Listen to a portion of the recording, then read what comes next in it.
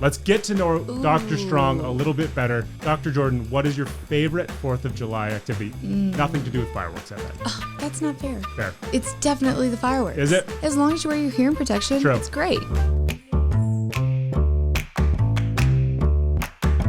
Welcome to the Ask an Audiologist podcast, real audiology white papers written by real audiologists and explained to you by a real audiologist and a guy who isn't.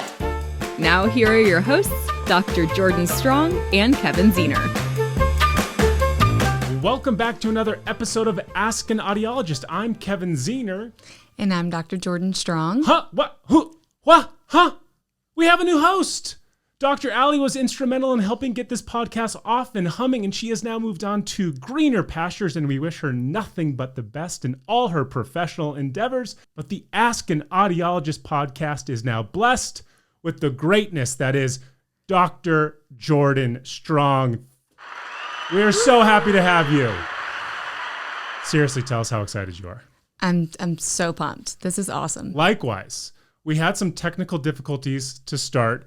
We figured you were just going to leave within the first 5 minutes. I almost did, but here we are. Thank you for staying. Yeah. Because I've said this before, this would just be Ask Ann if nobody else was here. So we appreciate you being a part of the Ask an Audiologist family, and we welcome you. Absolutely. To the chaos that is Happy this to podcast. be here. Good. Awesome. Well, have no fear.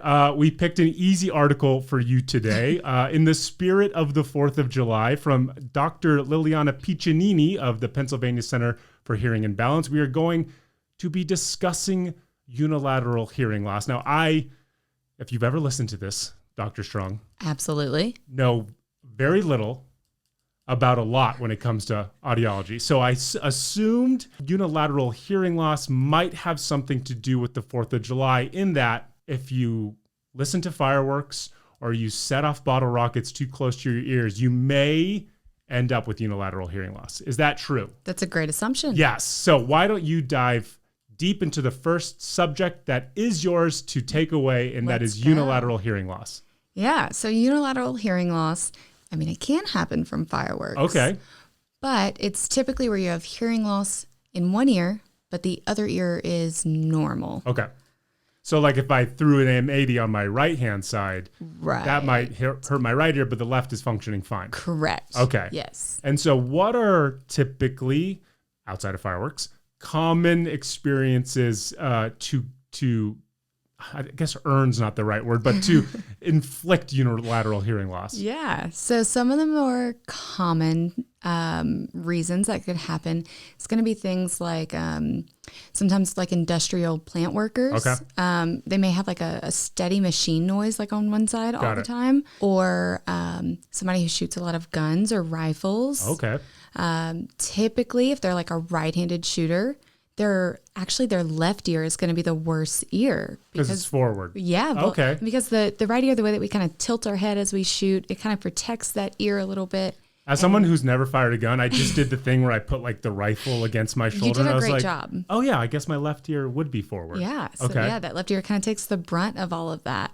Sometimes it's even subtle things like people who like drive tractors quite a bit. Okay. They kind of tend to always turn to like one side or the other to like kind of look behind them. Got it. So sometimes it's something like that can happen. So if I've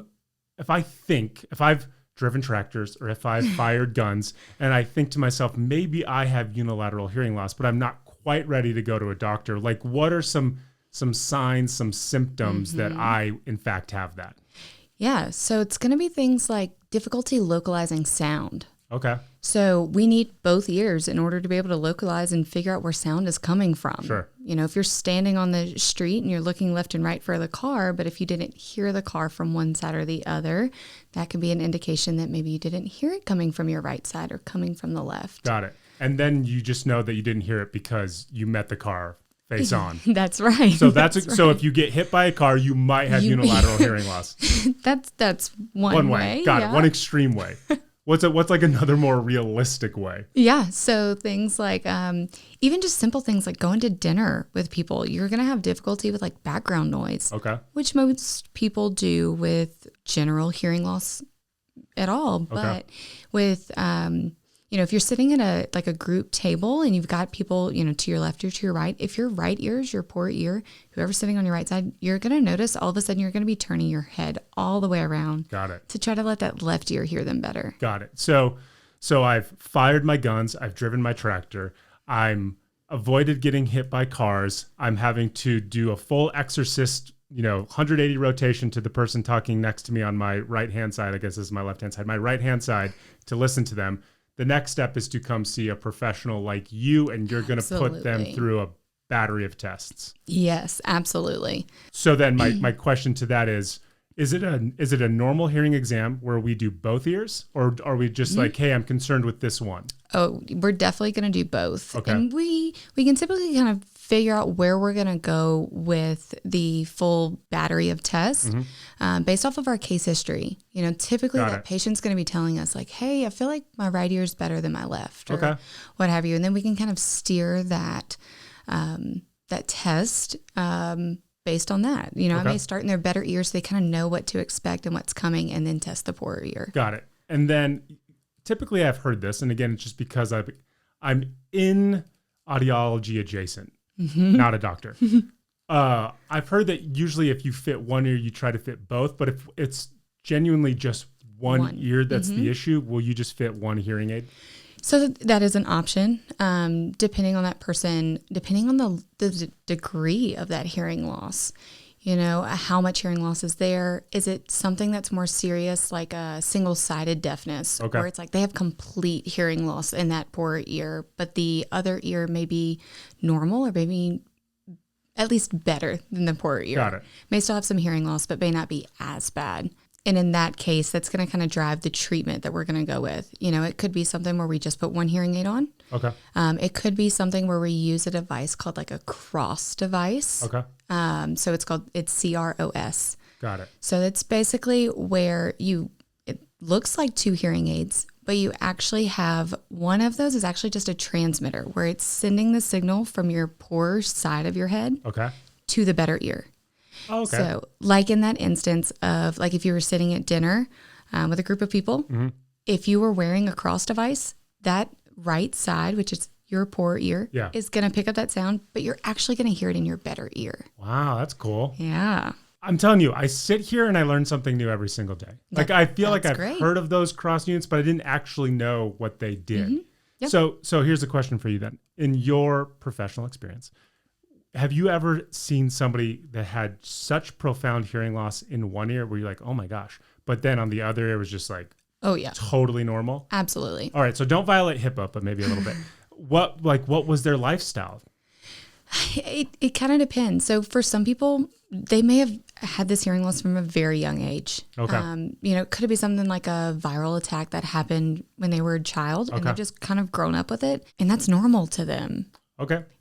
But then it may be different for somebody who recently may have had that happen, again, like another viral attack that can just attack the inner part of the, at the nerve level. Got it. And then cause that single-sided deafness or that unilateral hearing loss. And it can be detrimental. For sure.